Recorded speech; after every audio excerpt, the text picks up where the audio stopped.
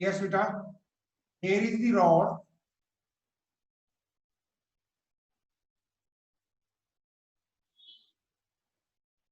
This is knife edge number 1. This is knife edge number 2. अब साथ साथ में बताते हैं ना, दिख रहा है ना, जब पूरा डायग्राम बनता है फिर नहीं बोलना नहीं दिख रहा है. Okay, let this knife edge K1. This knife edge is K2. The distance from here is what, 10 centimeter. इसका जो distance है from the other end of the rod is also how much, 10 centimeter.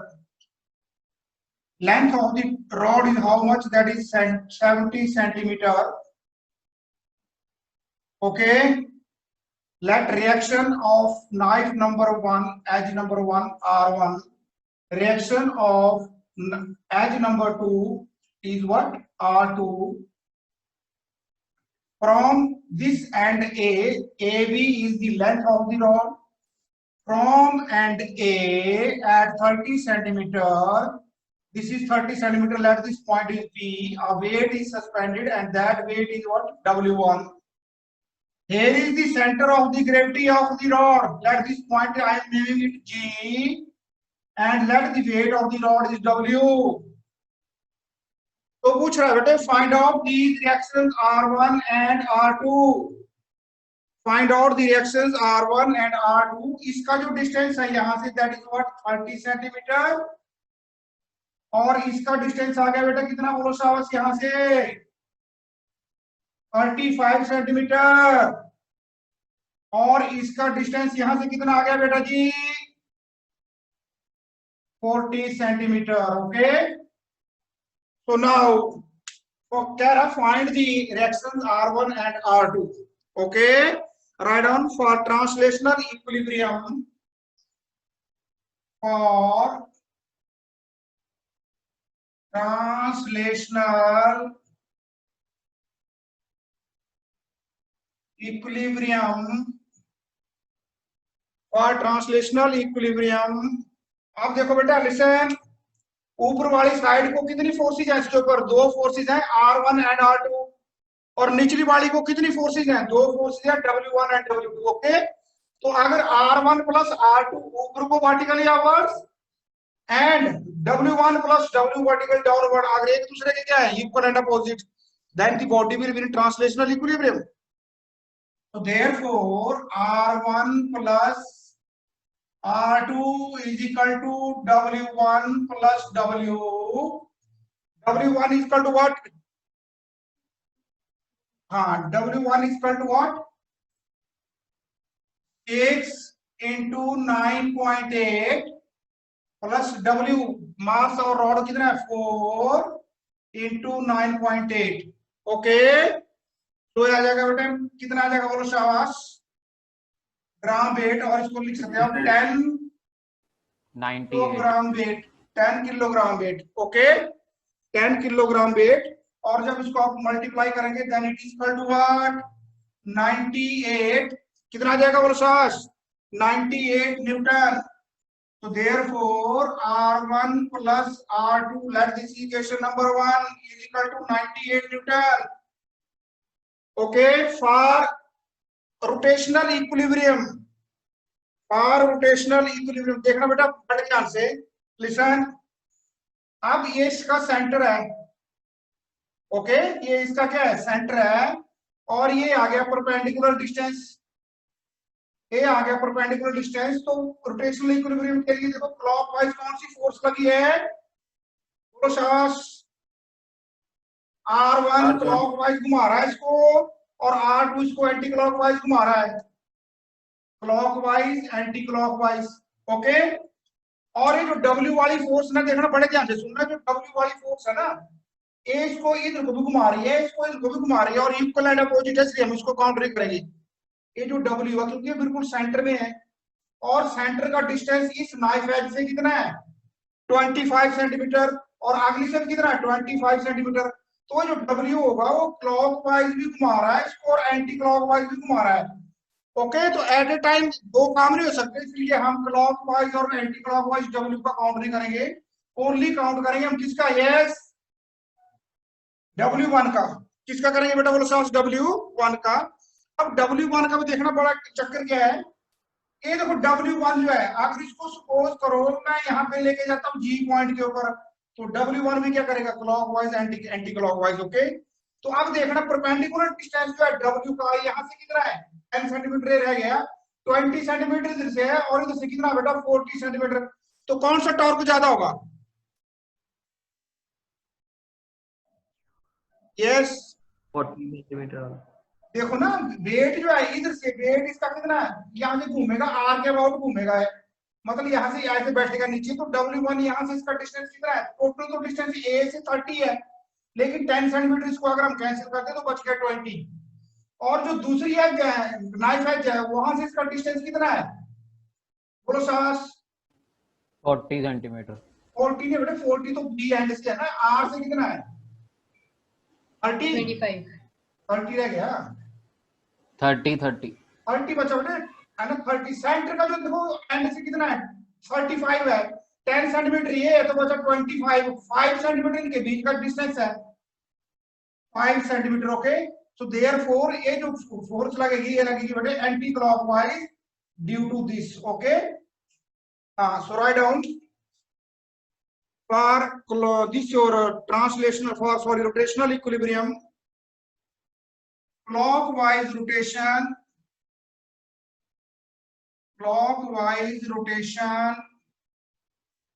is equal to clockwise rotation or clockwise movement is equal to anti-clockwise movement. Clockwise movement is equal to anti-clockwise movement. Therefore clockwise कितने हैं बोलो साहस? Clockwise only one नहीं है ना, about R1. So therefore it is equal to R1. Force कितनी है R1 और इसका डिस्टेंस कितना है बोलो साहस? सेंटर से कितना डिस्टेंस है इसका बोलो बेटा यस, इसका डिस्टेंस है, इसका नाम दे दो K1 है ना, K आ गया आपका K1H और आगे K2, तो this is equal to force into distance is equal to K1G. Okay, this is only clockwise and anti-clockwise कितनी है बेटा बोलो शाबाश? 2 है, R2 into K2G, R2 into K2G plus, अब देखना बेटा लिसन बड़े ध्यान से देखना, ये जो ना W1 है इसका हम डिस्टेंस लेंगे मात्र कितना बोलो शाबाश, देखना बड़े ध्यान से देखना, अगर मैं कह रहा हूँ W1 भी W की जगह हो जाता है तो इसका भी क्लॉकवाइज और एंटी क्लॉकवाइज दोनों क्या हो जाने इक्वल है ना, तो जितना ये G से, ये जो G पॉइंट है, जितना G से वेट इधर होता जाएगा उतना एंटी क्लॉकवाइज मूवमेंट बढ़ता जाएगा, तो देयरफॉर आएगा हमारे पास W1 इनटू इसका डिस्टेंस आ गया बेटे कितना बोलो साहब, that is equal to PG। Okay, so therefore R1 into it is equal to what 25 centimetre बेटे, मीटर में करना 0.25 is equal to R2 into K2G, K2G is also equal to 25, 0.25 plus W1 कितना बेटा 6 किलोग्राम, तो 6 kilogram का हो गया 6 into 9.8 into PG is equal to 5 का मतलब हो गया 0.05 सेंटीमीटर। Okay, 0.05 centimetre. सो बेटे यहां से आ जाएगा कैलकुलेशन करने के बाद R1 माइनस R2, इसको कैलकुलेट करना आपने। Okay, R1 minus R2 is equal to 11.76 newton. This is equation number 2। तो इक्वेशन नंबर 1 है बेटे हमारे पास कितनी है बोलो शाबाश, R1 plus R2 is equal to 98 newton and R1 minus R2 is equal to 11.76 Newton. This is equation number 2. Adding equation number 1 and 2, तो R2 क्या हो जाएगा कैंसल, तो therefore हमारे पास आएगा बेटा बोलो शाबाश 2R1 is equal to 109.76 Newton. therefore R2 is equal to 109.76 divided by 2 is equal to 54.88 Newton. और एनसीईआरटी बुक्स में देखे बेटे तो 54.8 गुना नियरली इक्वल टू 55 लिखा हुआ है, नियरली 55 न्यूटन। नाउ सर ये R1 है। हाँ जी सर ये R1 की वैल्यू है, सर आपने R2 लिखा है। सॉरी R1, हाँ this is the value of R1 and R1 की वैल्यू आ गई बेटे 54.88 न्यूटन। आप इसको भी रहने दे सकते हो, otherwise nearly equal to 55 newton. Now putting the value of R1, चाहे आप R1 का इक्वेशन नंबर 2 में वैल्यू पुट कर लो चाहे इक्वेशन नंबर 1 में, okay, and you will get R2 and R2 is equal to आएगा बेटा आपके पास 43 newton, 43 newton, 43 newton. Sir ji sir ऊपर W1 into PG क्यों किया? W1 सही यहाँ पे आएगा। ये देखो बहुत बहुत अच्छा पॉइंट है, मैंने पहले समझाया आपको, लेकिन बड़े ध्यान से देखना इसको। मैं कह रहा हूं अगर W1 यहाँ के बजाय यहीं पे होता, अगर देखना अगर यहीं पे हो जाता तो क्या होना था, जैसे इसका देखो इसका डिस्टेंस यहाँ से और यहाँ पे दोनों से सेम हो गया ना, समझ गया बेटा? Yes, sir. तो इसका मतलब Yes, क्या sir. हुआ, यहाँ से दोनों का क्लॉकवाइज भी उतना होगा, एंटी क्लॉकवाइज भी उतना होगा। लेकिन अब W देखो जितना लेफ्ट को होता जाएगा उतना डिस्टेंस यहाँ से बढ़ता जाएगा, ओके? Yes, तो sir. इस W1 का जो मोमेंट इधर को था क्लॉकवाइज, वो मोमेंट W का 1 का सेंटर में इधर को भी बराबर ही है, तो ये तो मोमेंट कैंसिल कर रहे हैं। लेकिन क्योंकि W1 जो है वो इधर को 5 सेंटीमीटर एक्स्ट्रा है, ये जो 5 सेंटीमीटर एक्स्ट्रा है ये डिस्टेंस क्या करेगा, एंटी क्लॉकवाइज टॉर्क बनाएगा, okay? Yes, sir. Thank you, sir. Yes, Beta. Any doubt? No, sir. Beta ji, write down next and last topic of this unit, moment of inertia. Moment of inertia. Moment of inertia.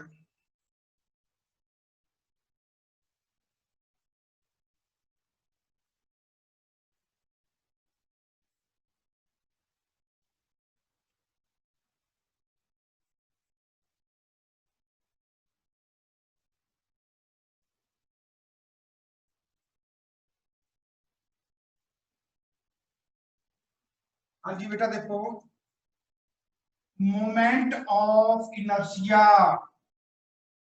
Moment of inertia बड़े ध्यान से देखना बेटा है ना। Moment of inertia it is denoted by capital I, it is denoted by capital I. Moment of inertia is denoted by capital I, okay? And listen, this is the axis of rotation. Here is your x-axis, this one is your what, y-axis, and this one is your z-axis. And let here is a rigid body, let here is a rigid body, and let this rigid body, it is composed of n particles. How much particles? N particles. The mass of first particle is m1, mass of second is m2, mass of this is what, mi, and mass of this is mn. The perpendicular, and this body is rotating about z axis. The perpendicular distance of mass m1 is r1. Perpendicular distance from the axis of rotation, that is z axis, is what, r2. And perpendicular distance from the axis of rotation is what, ri. But ri means this is ith particle, okay? And this is the perpendicular distance of nth particle. Here is the origin of the coordinate system. अब देखो बेटा, अब pen है, okay, और ये pen जो है Z axis है, जेड एक्सिस के चारों तरफ ऐसे ऐसे घूम रहा है, ओके, ऐसे ऐसे घूम रहा है चारों तरफ। अब देखो पेन जो है जितना पेन दूर जाएगा इसके हर एक पार्टिकल का परपेंडिकुलर डिस्टेंस जेड एक्सिस से क्या होता जाएगा, इंक्रीज, ओके। सो देयरफॉर इसका जो मोमेंट ऑफ इनर्शिया बेटे वो शाबाश, it is defined as it is defined as the sum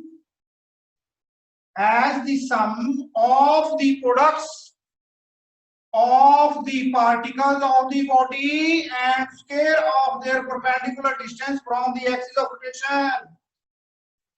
Moment of inertia of a body about an axis is defined as sum of the products of particles of the body and their square of their perpendicular distance. तो m1 body का particle number m1, उसका मास कितना m1, उसका perpendicular distance कितना r1, तो r1 square m2 into r2 square plus dash dash dash plus mn rn square.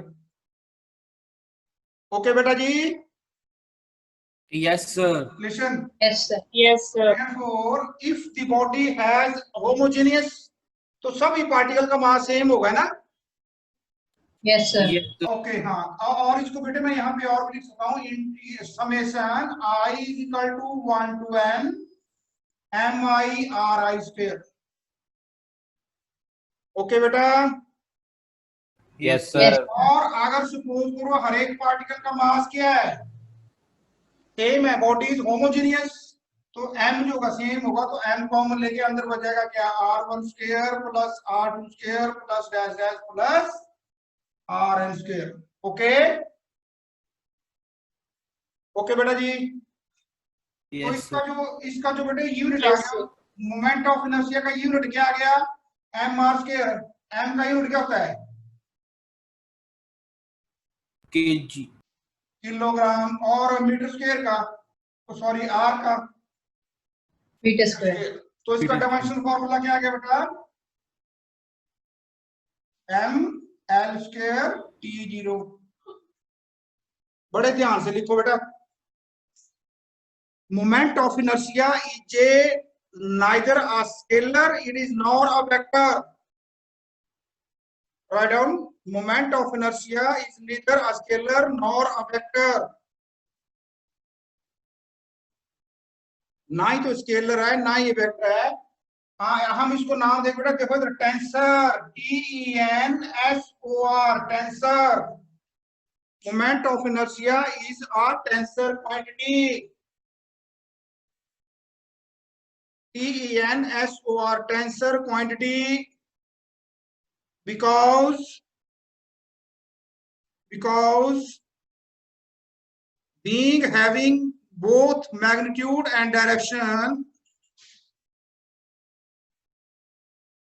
because being having both magnitude and direction,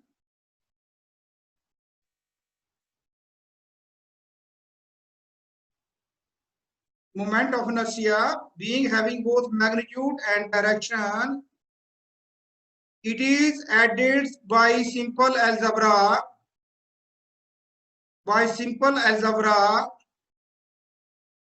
and not by the laws of vectors addition, and not by the laws of vector addition या commutative law of vectors addition.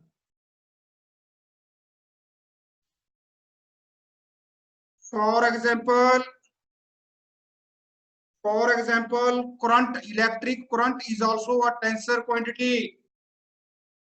Electric current is also a tensor quantity. Electric current is also a tensor quantity. Electric current होता है बेटे, देखो listen देखो इधर. मान लो जैसे suppose करो यहाँ से करंट आ रहा है 5 एम्पियर, इधर से आ रहा है कितना 3 एम्पियर या 3 एम्पियर, और यहाँ से जा रहा है कितना 2 एम्पियर, इधर को जा रहा है कितना 1 एम्पियर. तो इस ओ पॉइंट का टोटल करंट कितना होगा, देखो करंट का मैग्नीट्यूड भी होता है 5 एम्पियर, और देखो डायरेक्शन भी है ना, लेकिन फिर भी ये वेक्टर क्वांटिटी नहीं है. ओके, क्यों, क्योंकि जब हम टोटल करंट यहाँ पे निकालेंगे तो कितना आएगा, जितने करंट पॉइंट ओ की तरफ आ रहे हैं उनको पॉजिटिव ले लो, और जितने से बाहर जा रहे हैं उनको नेगेटिव ले लो. तो 5 + 3 8, और 2 + 1 8 - 3 = 5 एम्पियर. तो सिंपल अलजेब्रा से हमने इसको ऐड कर दिया, वैसे हम मोमेंट ऑफ इनर्शिया को ऐड कर लेते हैं. That is why being having both magnitude and direction, It is added by simple algebra, not by the commutative laws of vector addition. Okay, चलें बेटा जी आगे. Yes, sir. Write down.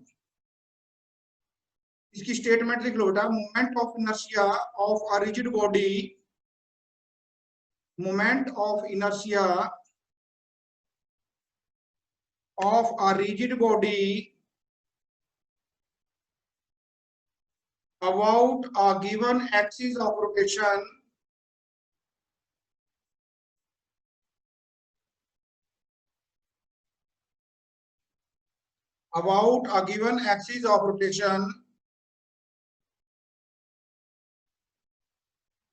is the sum of the products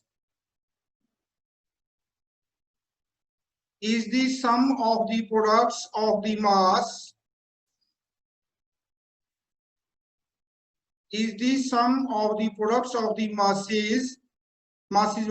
masses of various particles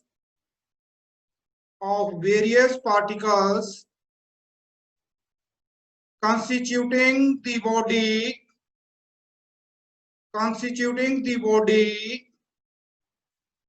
and squares of their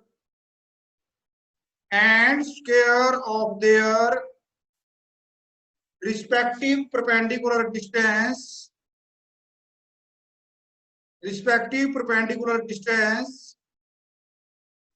from the axis of rotation.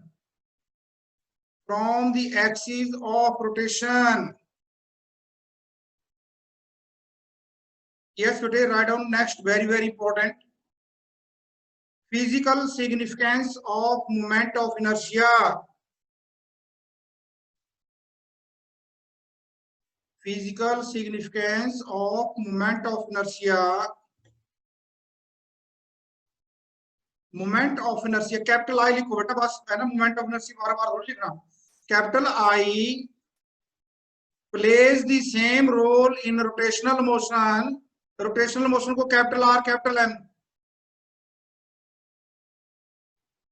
Capital I plays the same role in rotational motion as the mass plays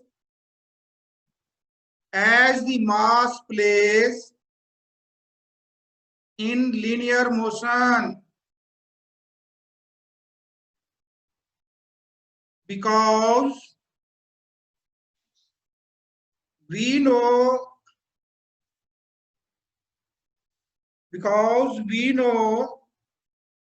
mass is the measure of inertia.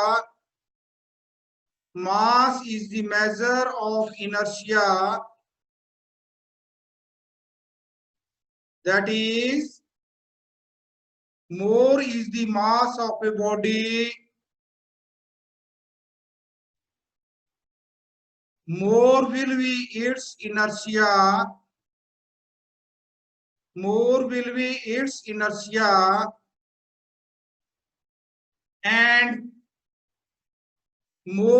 the resistance,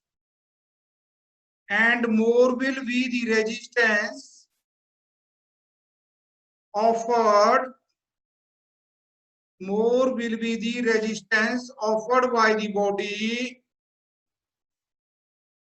to change its state of rest or of uniform motion. To change the state of rest or of its uniform motion. अच्छा बेटा देखना बड़े ध्यान से, जो लिखा आपने समझ आ गया आपको? Yes students. बेटा जी. Yes, sir. हाँ लिसन देखो, अब आपके पास मैंने हम पहले 9th में भी पढ़ा हुआ, हमने इनर्शिया ऑफ डायरेक्शन इस बार +1 में भी पढ़ा था, हमने छुट्टियों से पहले ना. बाद में चलो डिलीट हो गया, बाद में सॉरी हो गया, हाँ डिलीट कर दिया सिलेबस से. तो वहां पे मैं एक एग्जांपल देता था ना भाई, एक ट्रक और एक साइकिल है, दोनों जो है रोड पे खड़े हुए हैं. आप इजीली किसको चला लोगे? Cycle. साइकिल को, क्योंकि उसका मास कम है. इसलिए वो हमें अपोज तो कर रही है हमारी फोर्स को, लेकिन हमारी फोर्स जो होगी उसके इनर्शिया या उसका जो अपोजिशन है उससे ज्यादा है, इसलिए हम उसको तोड़ लेते हैं ना। लेकिन हम पूरी की पूरी क्लास लग गया ट्रक को धक्का देने को, पूरी क्लास की ट्रक जो हो उसका मास इतना ज्यादा है, अब जितना ज्यादा मास होगा उतना इनर्शिया होगा, नहीं चला। अच्छा अब दूसरे केस में आ जाओ, इस केस में तो दोनों साइकिल एंड ट्रक खड़े थे। अब अगर मान लो सपोज करो ट्रक का ड्राइवर जो होगा और साइकिल का जो ड्राइवर है, वो दोनों साइकिल और ट्रक को ना 5 मीटर पर सेकंड की स्पीड से, 5 तो ज्यादा हो गया, 2 मीटर पर सेकंड की स्पीड से यूनिफॉर्म स्पीड से ट्रक को ला रहे हैं, ओके, प्लेन रोड के ऊपर, और दोनों ड्राइवर ना ट्रक को ऐसे चलता हुआ छोड़ के भाग गए, और हम आगे हैं रोड पे, हमारे पास कोई रास्ता है नहीं भागने को, तो हम इजीली किसको रोक लेंगे? साइकिल। साइकिल। उसका मास कम है इसलिए उसका पोजीशन भी कम होगा। आपको समझ आ गई बात? Yes sir. अब देखना बेटा बड़ा ध्यान से, तो ऐसे देखो लीनियर मोशन में जो मास काम कर रही है, इसलिए बोलते हैं mass is the measure of inertia ना। अब देखना बड़े ध्यान से, मेरे पास दो रिंग है, इधर देखना, एक रिंग मेरे पास है येलो का, और जो रॉड जिस रॉड का बनाया ओके, और इसकी रेडियस है 10 सेंटीमीटर। कितनी रेडियस है बेटा? 10 10 सेंटीमीटर। Centimetre, 10 centimetre. और एक रिंग उसी रॉड का ही बनाया, इसकी रेडियस है 1 मीटर या 100 सेंटीमीटर, ओके। मोटाई उतनी है, जो रॉड है ना वो रॉड उसी का है, छोटा भाई है इसका ना, एक छोटा भाई है, बड़ा भाई।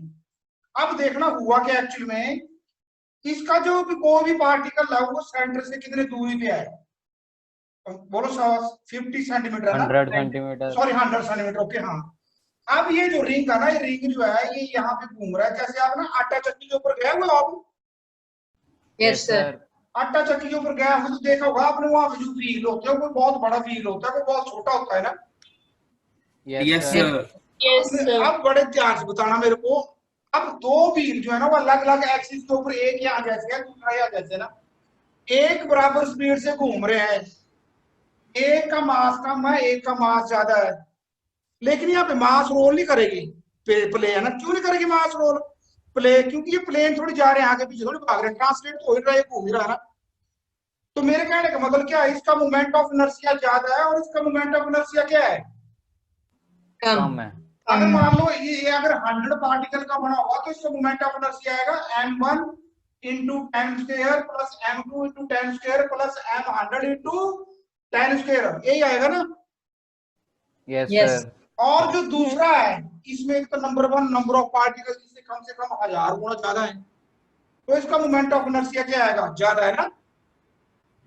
Yes sir. अब अगर ये दोनों की मान लो एंगुलर वेलोसिटी दोनों की मतलब एक गेड़ा मान लो 1 सेकंड में एक एक गेड़ा काट रहे हैं, तो आप इजीली इसको रोक पाएंगे। छोटे भाई को, इस छोटे वाले को ना यस सर। इजीली आप छोटे वाले को रोक पाएंगे बेटे, बड़े वाले को नहीं रोक पाएंगे। सोचो भला अगर आप, एक साइकिल जो है ना वो लंबी पड़ी हुई है, उसका टायर घूम रहा है, और एक ट्रैक्टर जो है वो उल्टा पड़ा है, उसका भी जो बड़े बड़ा टायर है ना तब हैप्पी सा वो भी घूम रहा है, दोनों सेम स्पीड से घूम रहे हो, तो आप हाथ से किसको रोक पाएंगे? छोटे वाले क्या करो यार, साइकिल के साइकिल को। साइकिल के टायर। देखो बेटे, क्योंकि साइकिल वाले टायर का मोमेंट ऑफ इनर्शिया क्या है? बोलो। कम। कम है। और ट्रक के टायर का मोमेंट ऑफ इनर्शिया क्या है? ज्यादा। ज्यादा। तो हमने देखा भी जब ट्रक का इनर्शिया ज्यादा था तो उसको चलाने के लिए भी ज्यादा फोर्स चाहिए थी, और अगर वो चला हुआ है तो उसको रोकने के लिए भी ज्यादा फोर्स थी। वैसे यहाँ पे भी ये जो रिंग है अगर ये खड़ा है तो इसको किसी स्पीड से घुमाने के लिए हमें ज्यादा फोर्स लगानी पड़ेगी, और अगर इसको हमने स्टॉप करना तो उतनी फोर्स लगानी पड़ेगी। लेकिन जो छोटा रिंग है इसको घुमाने के लिए फोर्स क्या चाहिए? कम चाहिए, और स्टॉप करने के लिए भी फोर्स क्या चाहिए? कम चाहिए ना। Therefore, write down therefore similarly in rotational motion, therefore इसके साथ ही करना है, इनर्शिया वाले ट्रक वाले के साथ है ना, पीछे जो लिखा आपने, therefore in rotational motion of a body about the axis of rotation, about the axis of rotation, the change in rotatory motion, fast लिख लो बेटा, मीटिंग ओपन हो जल्दी कर लो। the change in rotatory motion is registered by moment of inertia, is registered by moment of inertia, hence moment of inertia plays the same role, hence moment of inertia mi plays the same role